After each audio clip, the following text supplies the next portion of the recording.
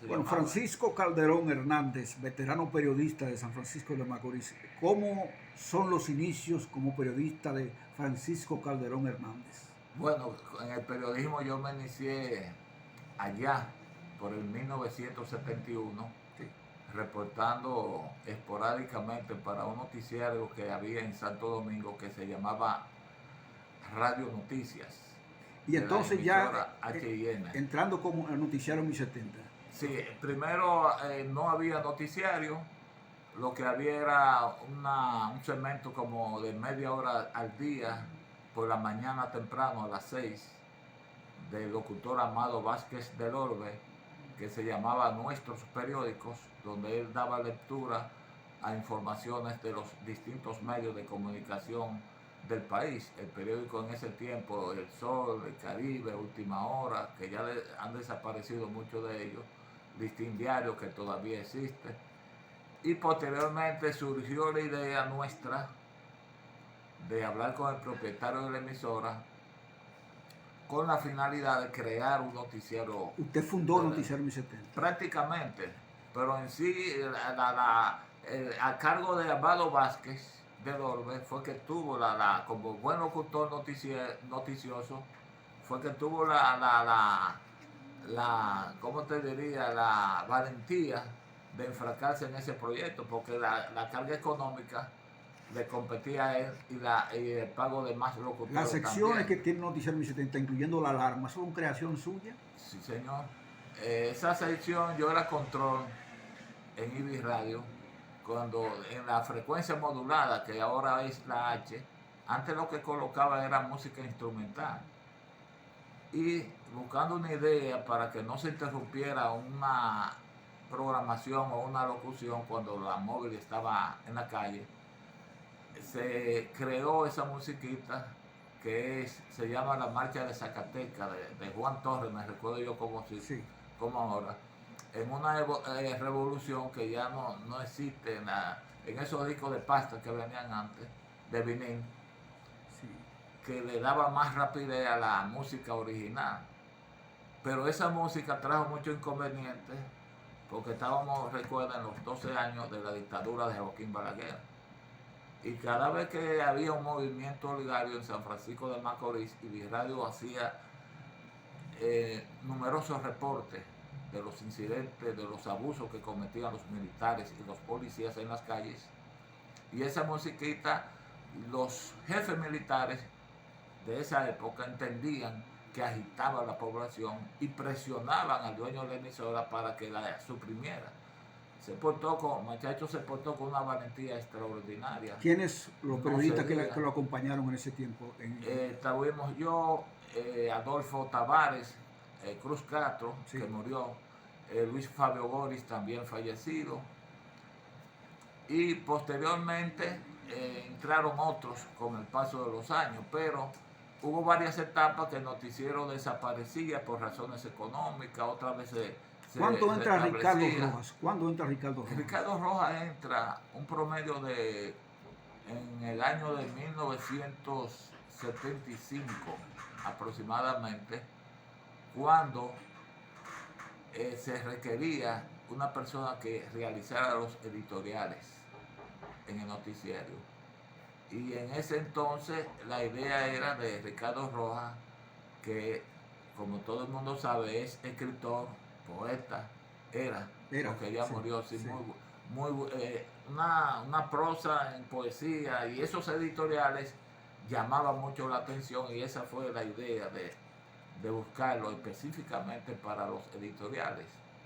Sí. Recuerdo yo que él utilizaba un solo dedo en la máquina de escribir. Era el más rápido. Después de yo. Sí, Y sí. escúchame la modestia, sí.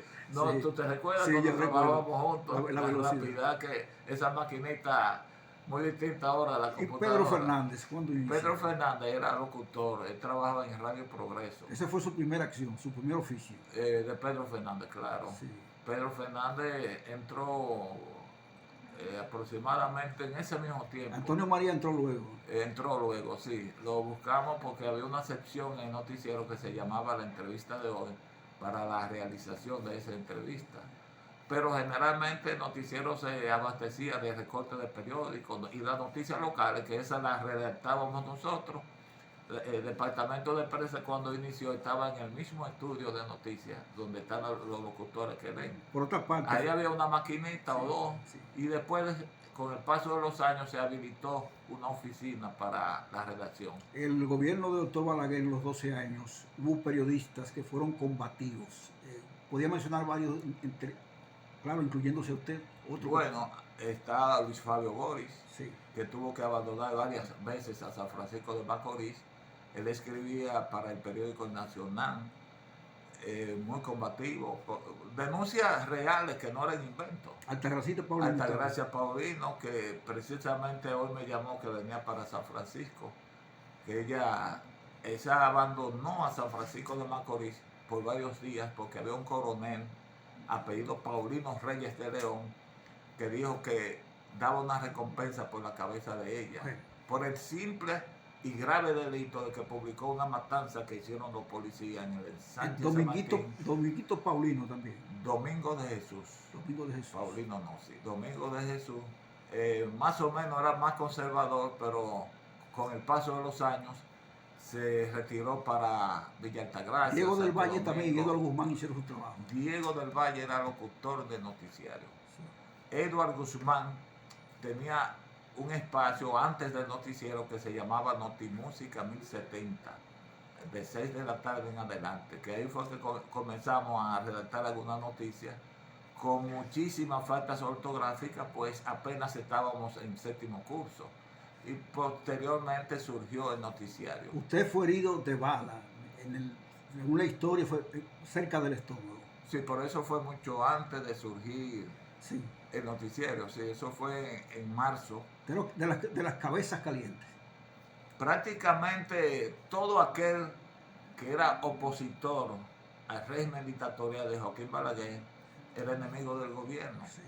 ¿Por qué? Porque Joaquín Balaguer siguió gobernando con el aparato trujillista.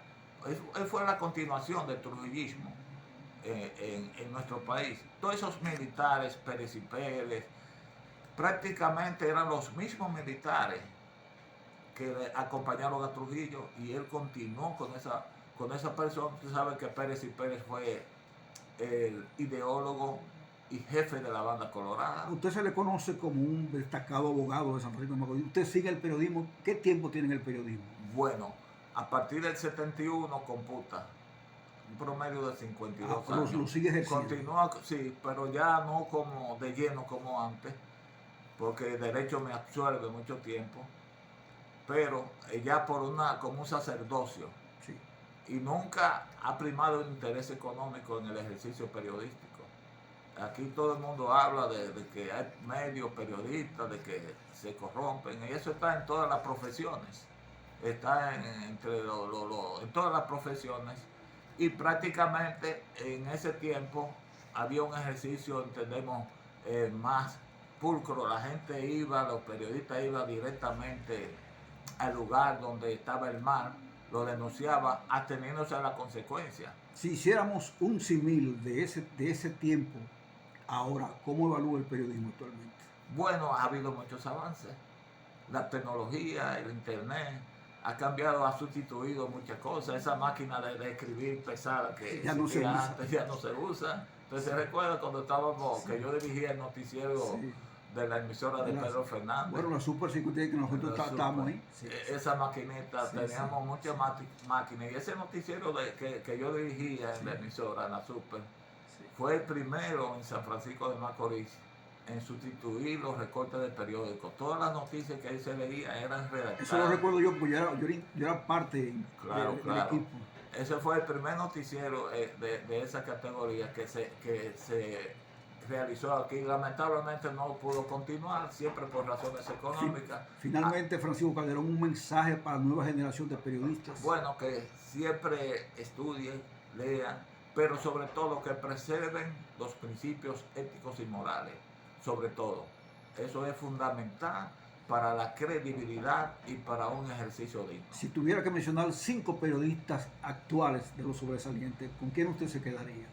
Bueno, es que son muchos. Sí, Entonces, si menciono uno o se le va a dos, quedar uno. no va a haber celo. Y me pueden hasta fusilar. Yo no quiero morirme ahora, todavía me queda Está bien, un par de años. está bien.